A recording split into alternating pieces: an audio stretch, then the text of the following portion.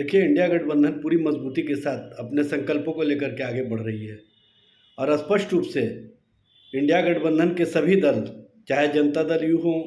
कांग्रेस हो, राष्ट्रीय जनता दल हो, वामपंथी दल हो या अन्य दल हो, सभी मिल करके इस बात के प्रति संकल्पित हैं कि किसी भी स्थिति या परिस्थिति में उन शक्तियों को जो भारत में लोकतांत्रिक व्यवस्था को, जो भारत की संवैधानिक व्यवस्था को अपने अनुसार चलाना चाहती है, या जिस तरह से हमारे दो की नीतियाँ चल रही है और जिस तरह से महंगाई बढ़ रहा है, जिस तरह से जनता के मुद्दों से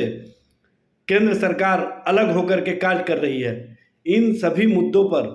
हम मोदी के खिलाफ मुद्दों के आधार पर जनता के बीच में जाएंगे। देखिए, सभी दलों में सीटों पर इस बात के लिए सहमति है कि हम 1 to 1 की स्थिति में चुनाव मैदान में जाएंगे और स्पष्ट रूप से इस दिशा में कार्य हो रहा है। सभी दलों के नेताओं के द्वारा एक दूसरे के साथ बैठकें की जा रही है, एक दूसरे के साथ परस्पर संबंधों के साथ सीटों को और सीटों के मामले पर बातचीत चल रही है। सब कुछ स्पष्ट रूप से सामने आ जाएगा। जिस तरह से भारतीय जनता पार्टी के खेमे में बेचैनी है, बौखलाहट है, यह स्पष्ट करता है कि इंडिया गठबंधन के द्वारा जिस तरह से 1 to 1 के संकल्पों को लेकर के और जिस तरह से सभी सहमति बिंदुओं पर आगे बढ़ रहे हैं, उसके कारण उनको बौखलाहट और बेचैनी है।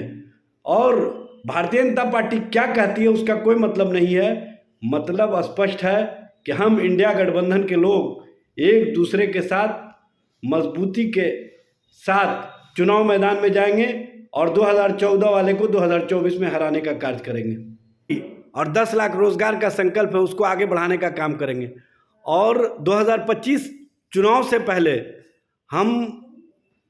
स्पष्ट रूप से 10 लाख नौकरियों की दिशा में अग्रसर हैं। 5 लाख से ऊपर हमने नौकरियां दी हैं और हमने जातीय गणना करा करके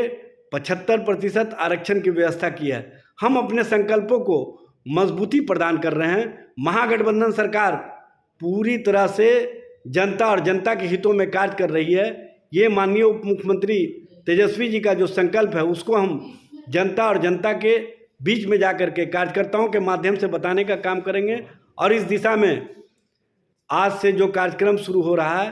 बिहार सरकार के माननीय मंत्री आलोक मेहता जी पश्चिम चंपारण, जितेंद्र राय जी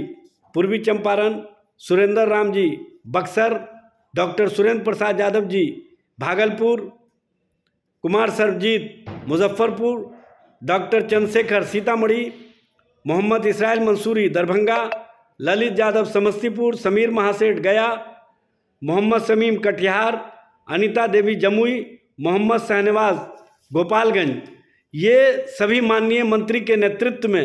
राष्ट्रीय जनता दल की टीम